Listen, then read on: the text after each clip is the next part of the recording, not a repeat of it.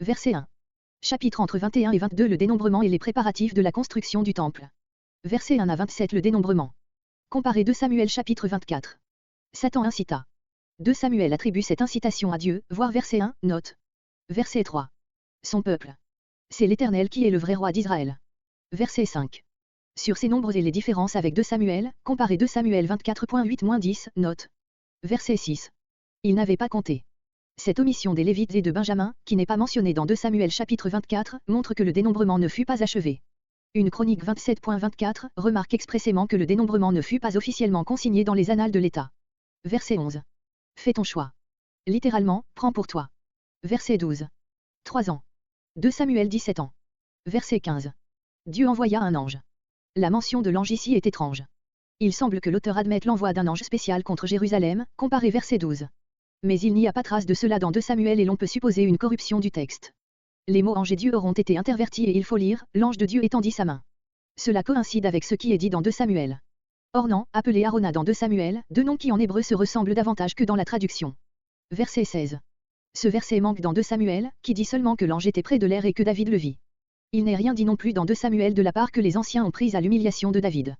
Verset 18. Comparez 2 Samuel 24.18, note. Verset 20.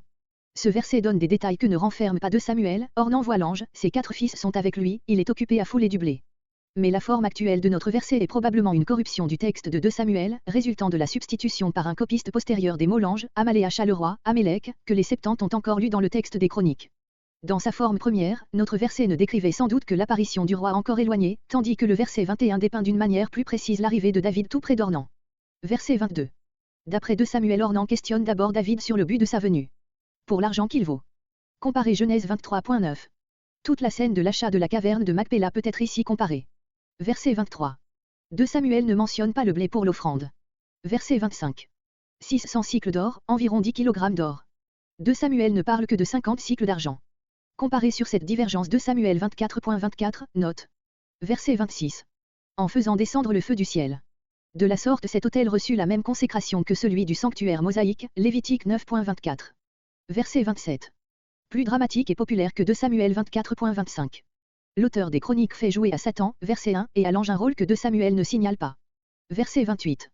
Verset 21.28 à 22.1 cette notice n'a pas de parallèle dans 2 Samuel. Verset 29. Comparez une Chronique 16.39. Verset 30. Devant cet autel, celui de Gabaon. À cause de l'effroi.